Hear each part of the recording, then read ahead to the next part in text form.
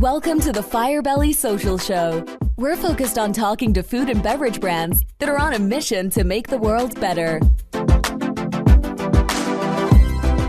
Hey, everyone. Duncan here with another episode of the Firebelly Social Show, where I get to hang with founders and leaders of mission-driven food and beverage brands. And it's one of the funnest things I do. Today's guest, I'm so excited. She comes to us through our great friend, Dr. Jeremy Wise, Rise25, and she is rewriting the rules of celebration culture.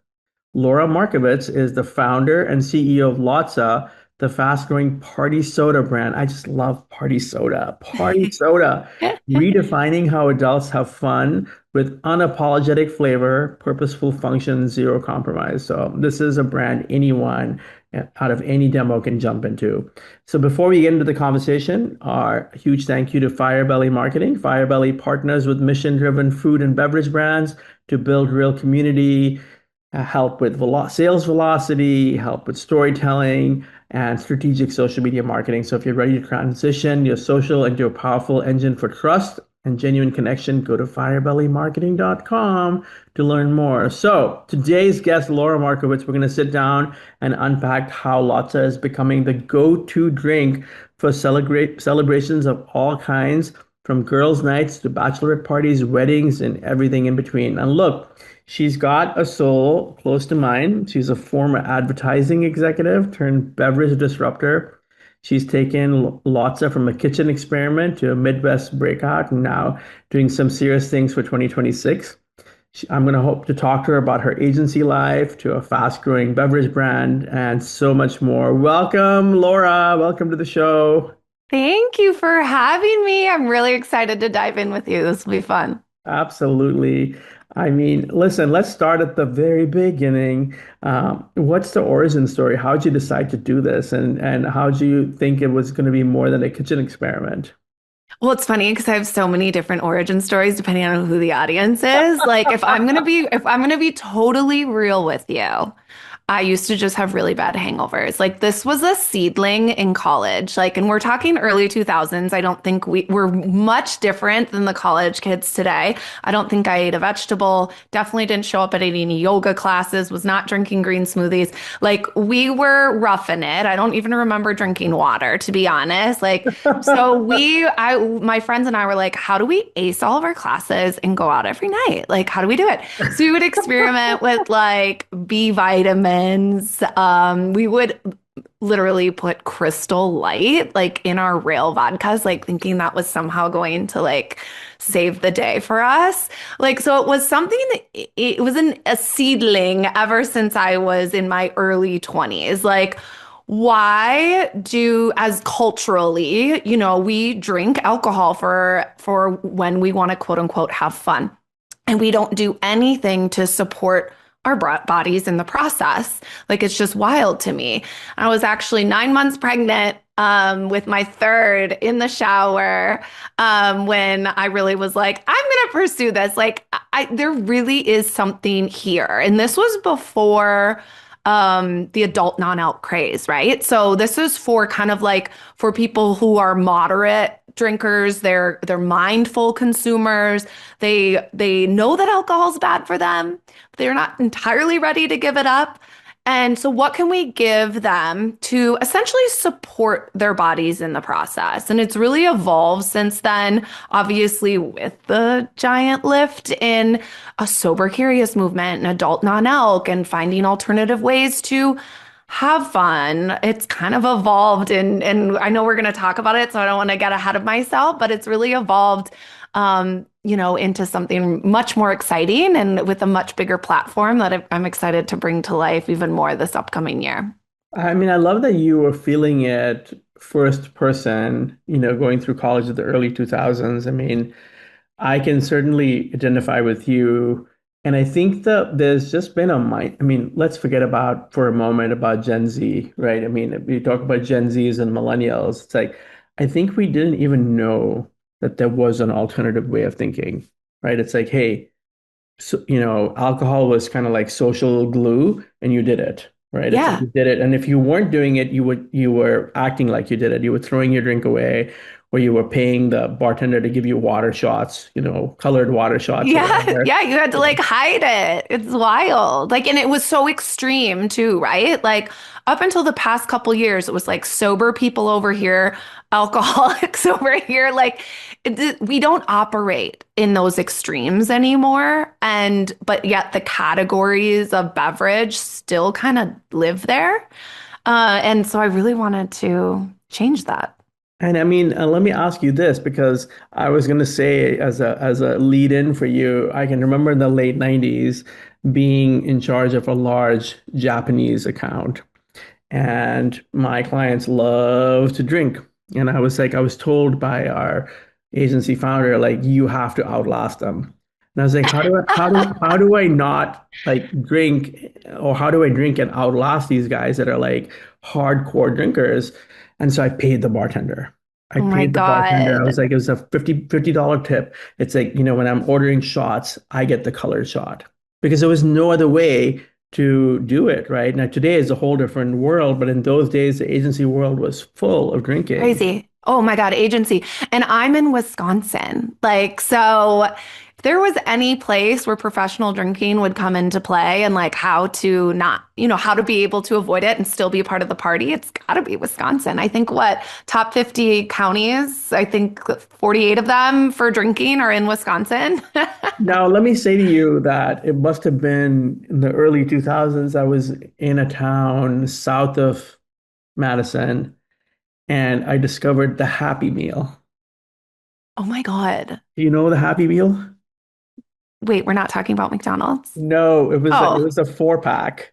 It was a four oh, pack, and people would go up to the bar and they'd be like, "I'll have a Happy Meal," and then they would get their 4 pack and they'd take the 4 pack to their table, and they'll be drinking it. And I was like, "Well, what's the story?" And they were like, "Oh, I just like a couple two tree drinks all at once. There's a couple two tree," and okay. I've been living under a rock. I've not heard of that. Maybe that's just it. I'm in Milwaukee. Maybe that's just like that particular town. That's hilarious. So what was the transition like going from advertising to the CPG world and the beverage world? Oh God. Ignorance is bliss, as you know. So yeah, I was VP of strategy on the website. So I, you know, built that team along with the CTO from I think it was about 12 people on the digital team when we started, and when we left it was about or when I left it was about 135. So anything on the web, like what, biz dev, of course, but, marketing automation, social media, email, you name it, application, web development. That was my world. And so I always thought I always knew I was going to be an entrepreneur. I was like in me, how people say that. That was even my major in college, but I was like waiting for the perfect idea. And I always thought it was going to be an app. I thought it was going to be a SaaS founder. How I ended up at beverage is just because that was the idea that spoke to me. When I ran with it, I know nothing about beverage. I mean, obviously, I knew how to market a product, brand a product, sell a product, and those foundational elements really can apply across industries. So thank God. But I'm quickly learning that beverage is probably one of the most challenging industries to be successful in, to start from the bottom. I mean, it's powered by three or four, multi-billion-dollar companies. And to be a little, as Mr. Wonderful would call it, a little beverage cockroach, like trying to make you get hit a lot, failure after failure. So you have to be a little bit resilient, a lot of bit resilient in the beverage space, but it definitely was not intentional. But when you have an idea that you just know feels right and is just so aligned with your own personality and your own problems that you struggled with, like you got to go for it regardless of your direct or indirect experience in that space. I mean, it's so fascinating that you said it that way. I was just talking to the Von Teichmans, who are the founders of the purposeful popcorn. It's a purple popcorn. Oh my God, I And love it. we literally just were talking about what is it that separates founders from other people, and it's the ability to get punched in the face Oh yeah. on a regular basis you fall down and you stand back up. Exactly. And I mean, especially in a industry like beverage, where it's like you're only profitable if you're massive, right? This isn't something you can mom and pop it. The margins just aren't there until you hit a critical scale. So to have the audacity to think that you can build something as massive as is required in this particular industry, that's another thing that you need a little bit of craziness, and self-belief that like instead of why me, why not me? And yeah, the ability to continue to take the hits and take them as learnings as a part of the process and not failures. Yeah. I mean, and is your middle name Ambition? Because you're not just launching new things, but it's kind of a new category. I mean, party soda is just like against the grain and with the grain at the same time. Yeah, I mean, I'm a glutton for punishment. I'm a little crazy when people tell me, you're not gonna be successful. I'm like, they're crazy. They're dumb.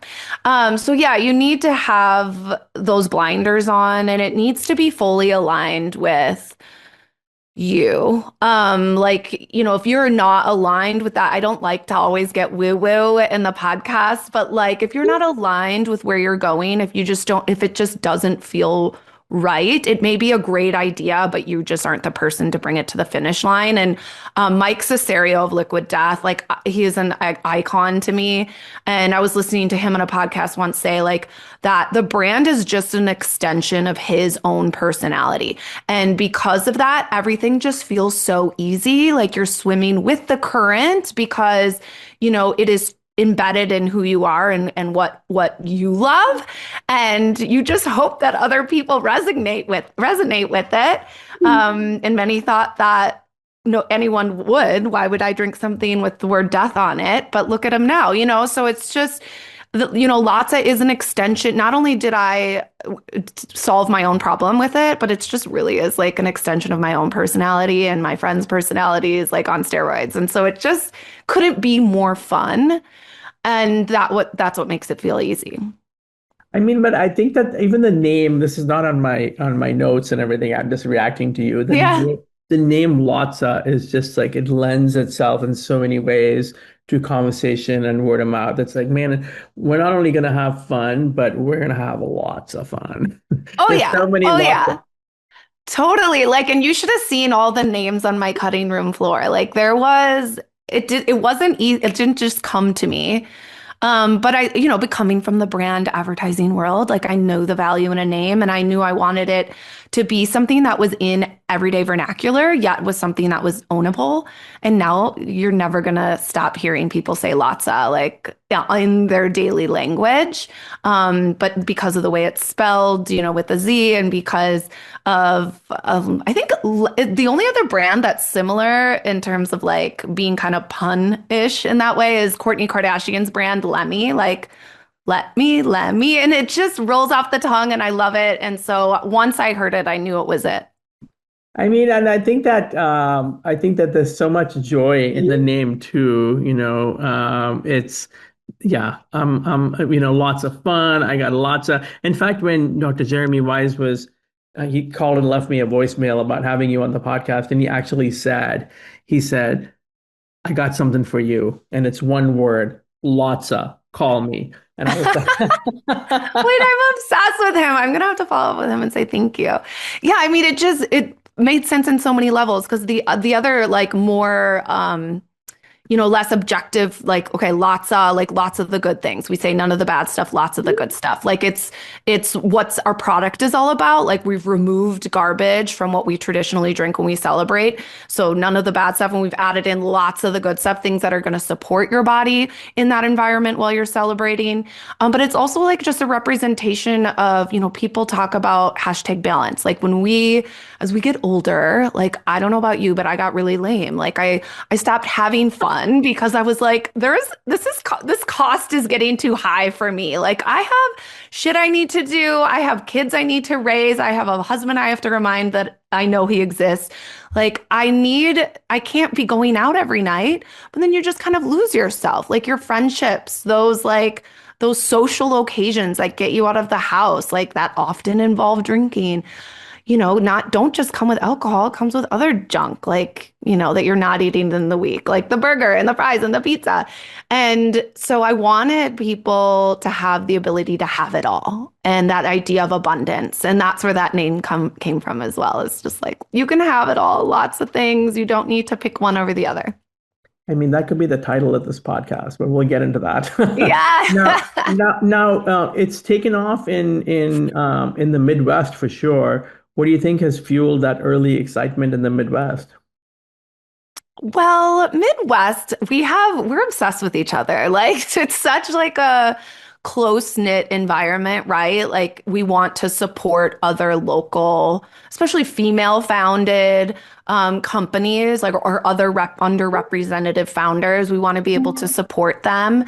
And so it's really been well received. I think also too, like I said, the Midwest, we drink a lot here. And so there's this giant leap in adult non-alc. It has hit in a way if we're in the really yuppie, metro areas, those trendy hot spots. But the vast majority of people aren't climbing on to this non-alc movement especially in Wisconsin. But what we are seeing is much larger majority of people are mindful consumers. And to me, those are people who, okay, they get alcohol is bad for them. They're not going to pretend it isn't anymore, but they're still not like fully ready to give it up. And they want a way to be able to consume it and feel better emotionally and physically the next day. If they did have a couple drinks, like you don't want to force people, like I said, into these extremes that aren't ready for them. I think the non-alc industry, although it's growing at double digits year over year, it's still just 1% of the global alcohol market. And that just goes to show that there's a lot of excitement around it, a lot of buzz around it, obviously driven by Gen Z behaviors. But the bets are happening later, right? Like they're betting on 10, 20, 30 years down the road when it is, or if it is going to be, half the size of the global alcohol market. Well, in my mind, I'm like, what about the people in the middle, right? Like, what about the people who want to find moments to drink less, but still want to have a little alcohol sometimes? And how are we meeting their needs? Every other brand is in an extreme in the beverage market. And so we really wanted to kind of speak for that majority in the middle. I mean, it's you're on point. I mean, I think there is this movement, and there's a lot of people that are in the middle, right? It's like, hey, Mm-hmm. I don't want to drink every day, but I want a beverage, but I still want to drink on the weekends or whatever on my celebratory moments. Yep. But and that's why I was mentioning toast to you in the pre-show. It's like, hey, but Yeah. I want a celebratory beverage, right? And I don't need to be restricted to one.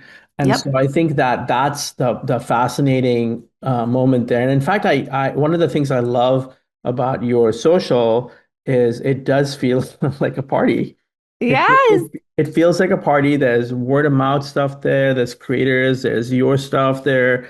It feels like a movement.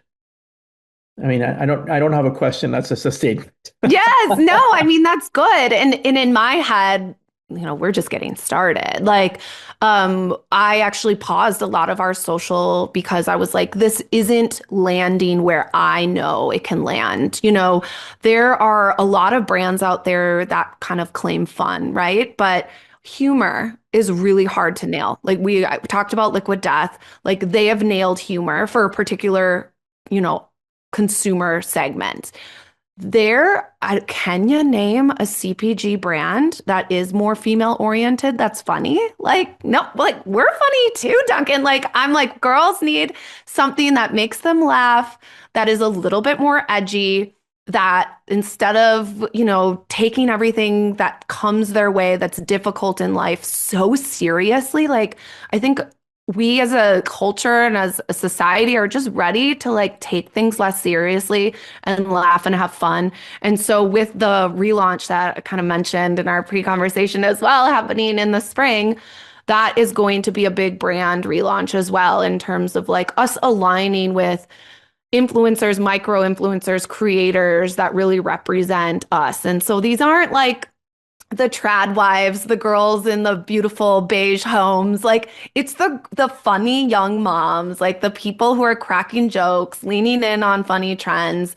And like how are we just adding that like a little extra like light into people's life? Like I want to be a brand that just makes people smile, but not just smile, like laugh out loud.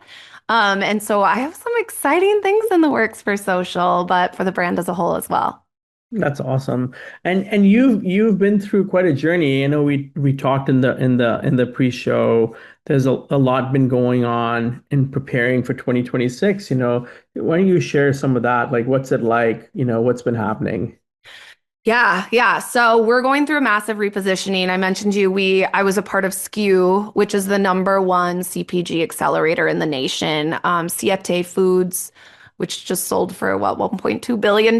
They went through there. A lot of really exciting brands in food and bev, or I guess CPG as a whole, have gone through.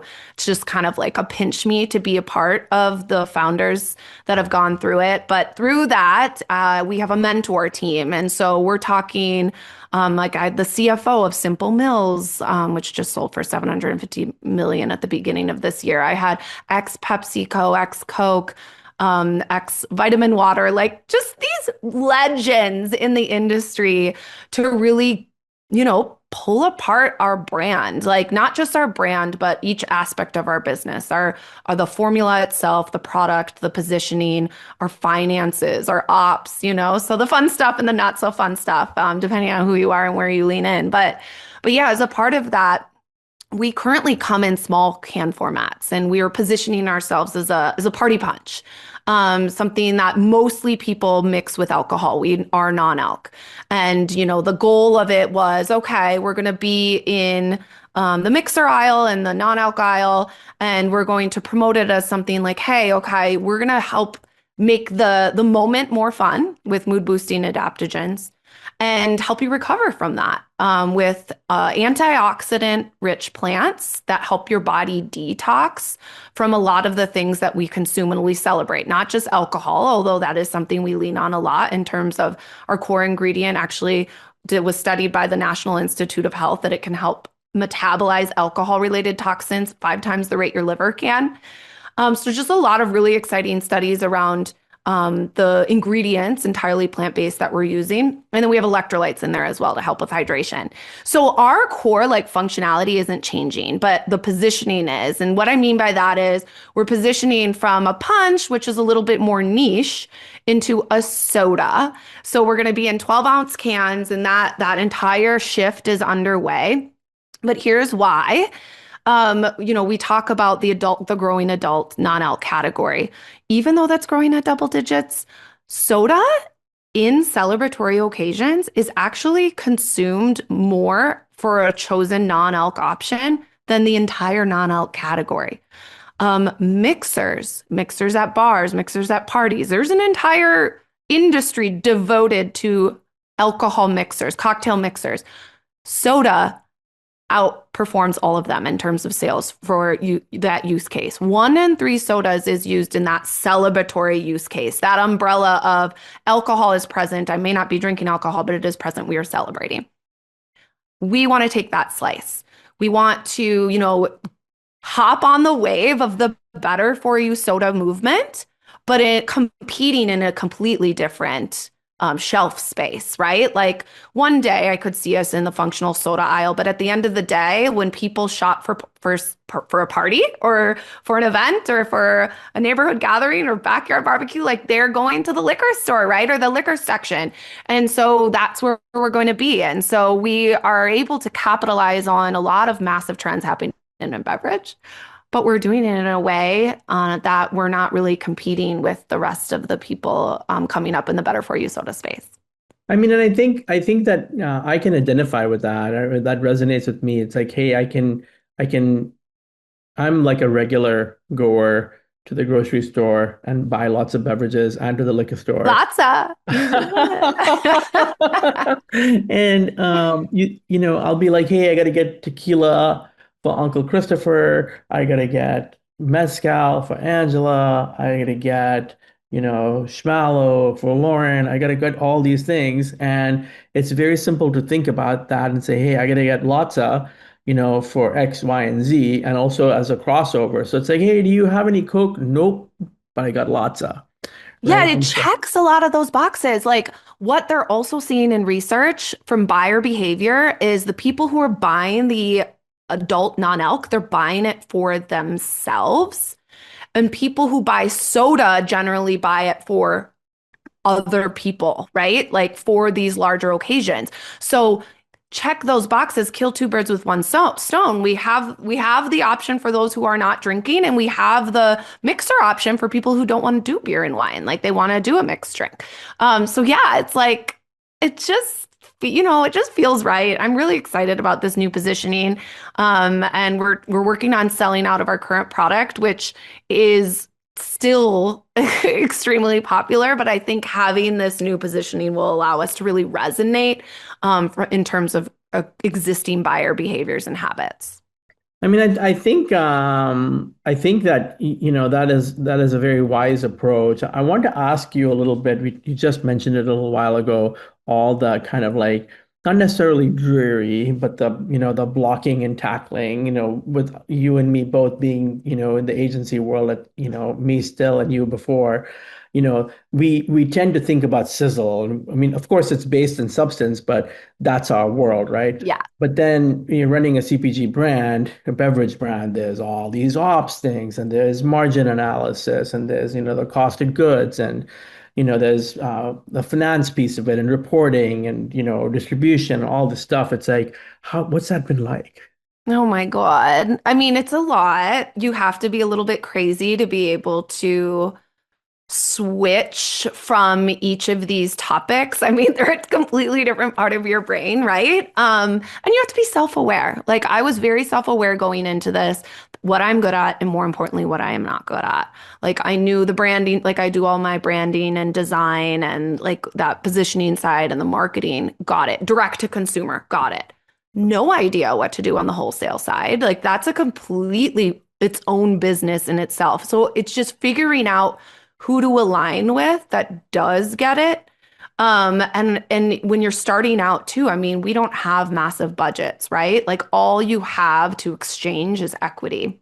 And so really thinking about how you can do who you want to align with long term. When does it make sense to hire someone as a contractor versus bringing them on as an advisor, a more formal advisor.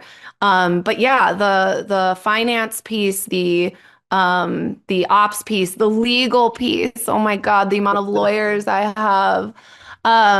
Yeah, it really requires you to be able to attention switch. I'm a huge fan of time blocking. So like you will not see me in a spreadsheet on a Friday. Like I just know my brain cannot handle it.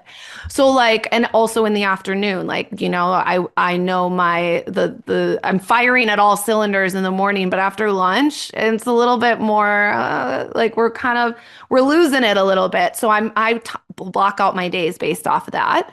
Not just times within a particular day, but the actual day itself. Like when are we focusing on the marketing, branding, creative side, and when are we going left to brain and making sure we are on track with our reformulation, our ops, our unit economics, our reporting for the month, so that we can really make informed decisions. Like how is that really all set up?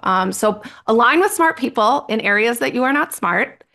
Figure out the best way to align with them where you can get the most out of them with the least amount of money, whether short-term money or longer-term money, and really figure out for what you do handle and what you do need to keep attention to, that you're working on it in a time of day and in the day of the week where you are most going to be able to succeed in that space.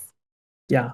I mean, and you're right. It's been a late realization for me that as I go through my day, like my day starts at 6, so I have to try to get as many of the things that deserve my full functioning, Yeah. cerebral capabilities between like 10 and about 2. Yeah. Even that 1 to 2 is kind of like, hey, maybe not so much. I mean, so I try to do like I'm doing deep work in the mornings, and then in the afternoons I'm getting into meetings. And by the time 4:30 comes around, I'm typically like, man, I'm just having a hard time. I mean, Right. I can do catch-up calls, after that, and I can look over some stuff and make lists and things like that. But by the time 6:30 comes around or 7 o'clock comes around, it's like I'm diving significant. Yeah. And there's not like a black and white answer. Like everyone is different. Everyone operates differently. Like I know people who do their best work at night and like that ain't me. So it's figuring out kind of like what your inner clock is and it's the only way to do it is trial and error. Like I just realized like I am not going to be able to do that deep work at 4 p.m. on any day, let alone a Friday, so I plan accordingly. Yeah. Now let me ask you this. In your, toolkit or your strategy for being, the best Laura, where does sleep play into it? Where does eating and hydration and, working out and doing fun stuff, how does that all work out for you? I think about this a lot because I'm turning 40 this year. It's a big year for me, and I am not the same person I was in my early 20s, right? Like, I think if I would have started this business in my early 20s, I would not have slept. I would have been eating poorly. I would have been overworking myself. No hashtag balance, right? It would have been work, work, work. At my age of wisdom, and it just keeps getting smarter as we get older, I realize that I do not operate if I don't have my 8 hours. So like that's a non-negotiable. I do not push myself to a point where I will ever get burnout, right? Like a lot of that is forced. Like I have 3 kids under 8, like a three, I still have a kid in diapers. Like they've obviously forced a level of balance, but things like, I mentioned at the top of this, like as I got older, I started losing myself. And this was my late 20s when I was just work, work, work, work, work. And then when I had kids, it was kids, kids, kids. Now I'm getting to a point where I'm like, I'm not going to allow myself to lose my friendships, to lose what makes me laugh, to lose what makes me feel free and lights me up. And people are like, what are your hobbies? My hobbies are being out with my friends. And yes, that entails drinking and eating. Like I really should expand my hobbies. Maybe that will come in the next decade. But for now, that is what gives me life is like having those girls' nights and going out. So I do whatever I can to make sure that I get my shit done and I don't limit those things from myself, because that again is where founders get burnout. And that is when it feels like you're swimming against the current and not with it. So for me personally, it's those social times, sleep priority. I eat well during the week. So that's another thing, like that's actually a new thing for me. Have you heard of Function Health? Oh yeah. Yeah, Mark Hyman. Okay. So like did the whole thing. I'm a basically intolerant, or I have a food sensitivity to basically everything. And honestly, I think most of America does, but we just push through it, right? Like, when you're not supposed to be tired after you eat. I could go on a whole tangent on that. But yeah, so I'm only eating what comes from the earth. So meat, fish, plants, and fruit. So that's during the week, of course, because I gotta, again, hashtag balance, gotta live a little. Yeah. I think probably the biggest thing I need to improve on is moving my body. I mean, sitting is the new smoking, they say, and I'm smoking a pack a day then, because all I'm doing is sitting. So yeah, so I mean, there's always something on my radar on an area to improve. I don't think we'll ever be perfect, but that's not the goal in life. It's not to be perfect. It's to continue to make those positive steps forward in a way that makes your life fulfilling. Your story reminds, I don't know if you know Sierra Thomas.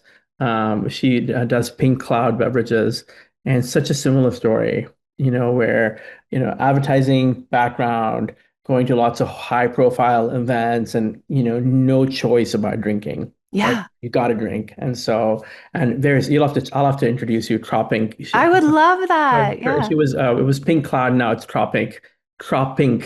And, I mean, I think you're right. I think that, getting the sleep in, and sometimes it's really a drag, right? Because it's like 9:45 and you don't want to go to bed. Yeah, But you're like into your show. Like I'm really into one of my I just finished House of Guinness and I was like I need to go to bed, but it's so good. I don't want to go to bed, but I got to get up at 6, Yep. Yep. or the times when it gets screwed up and you go to bed at midnight or 1 and you got to wake up at 6 and you're like, I don't want to wake up at 6, but I'm going to wake up at 6. Yeah, yeah, yeah.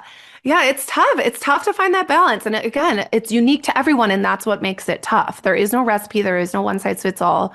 It's if you are listening to your body, if you're paying attention to when you are at your best and when you're at your worst, and you're learning from that, that's really all we can do. And most people don't. So, if you want to be in that top 1%, it's really being aware of your body, of your mind, of what lights you up and what doesn't, and making adjustments from that. Now, what's in Laura's playlist right now? I mean, you already gave us a scoop on House of Guinness. Well, it's so funny because we talk about kids. I'm like, I have a horrible playlist because it's all like fart songs. Like, because my 5-year-old plays them, like fart, everything's a potty song, or a song that they learned on Roblox. Honestly, my whole life I've never been a Swiftie, never. But I really do like her new album, and I'm a little embarrassed to admit it. I'm more of a hip hop girly.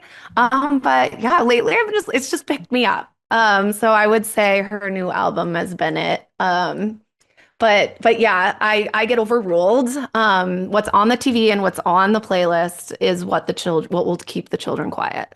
It is interesting. Our son is a teenager, and I'm still in some part of my mind still think about all the potty jokes and the potty thing. Oh, And when I say anything about the potty now, it's like he just ignores me. He's like, I have nothing yeah, to it's say. it's so I'm like, luckily I find that stuff funny, so it works. I apparently have the humor of a 5, 6, 7, 8-year-old. So, And but yeah, it's a lot of fun. It's a fun age. what's your favorite song on the new Taylor Swift record?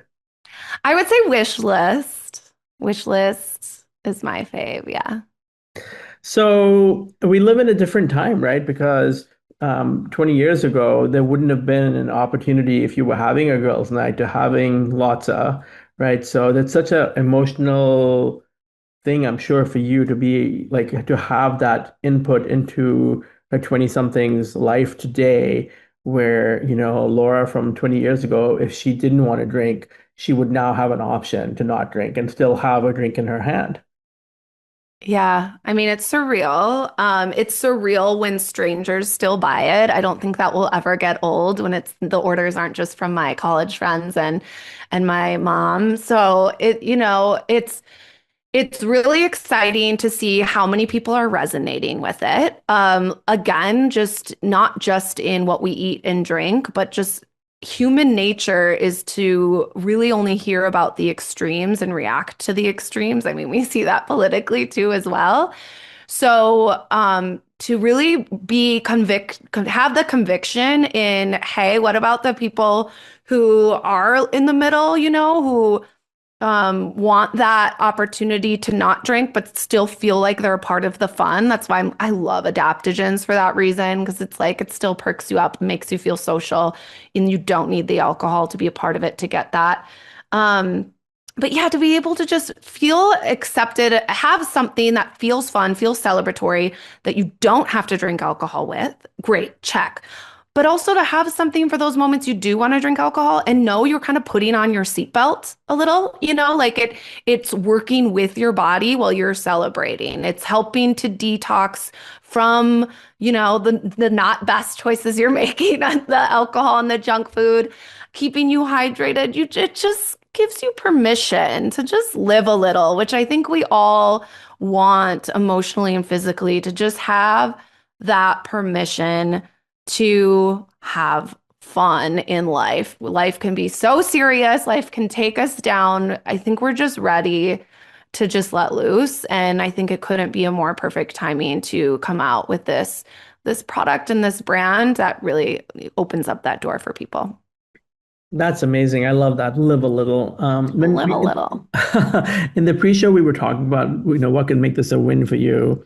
And you were saying, hey, amidst the repositioning and going, being, almost through with fundraising, what would make this a win for you? And I think you said something like getting on the radar of people who support breakout brands, and are looking for a big opportunity.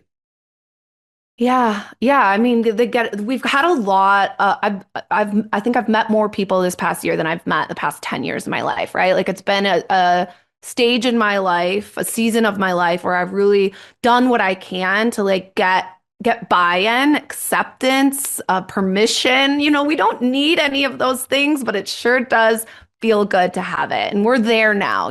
We have backing. We're working on closing our first fundraising round. This is step one of world domination, right? And so I don't plan on being out and about actually as much in 2026. Like I've got the people I really want that believe in the vision, are behind the vision. And now it's like, okay, proof is in the pudding. Like let's take this to where I know it can be as a brand, to be a household name, to change culture, to really manufacture that permission for adults to have fun without the guilt. Replicate the pattern that Liquid Death has done for water in the celebratory occasions. Replicate what Poppy has done for making people feel better about indulging in soda.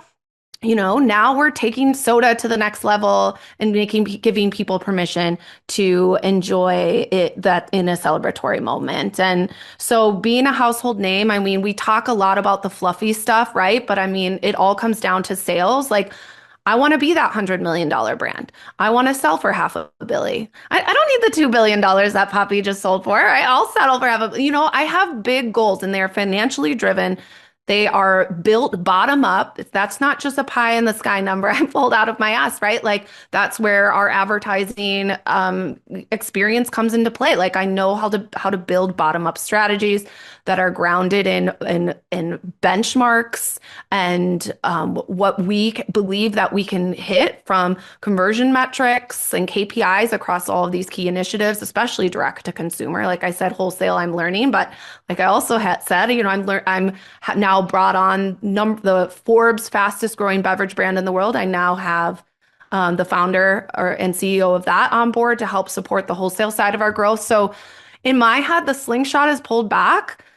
I'm ready for world domination. And it couldn't be a better time, and the momentum is on our side, and it all starts this year really for me. Awesome. Laura, any shout outs before we close? I want to shout out SKU. The SKU community is just absolutely amazing. Brooke, Buff, Michelle, like what they're running and building to support founders in a stage where we are often ignored. I think the investors come in and get excited, when we hit that $2 million run rate, right?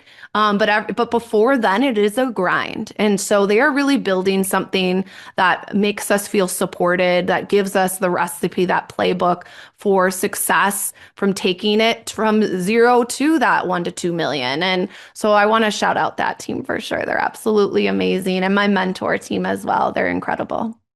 Yeah, awesome. And if people want to support the brand, collaborate, or just join the movement, you can go to getlotza.com and they got all kinds of cool stuff on social.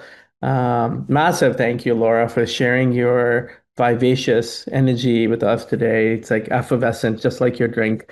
Oh, thank you. It was a blast. Thank you for having me. I could do this all day.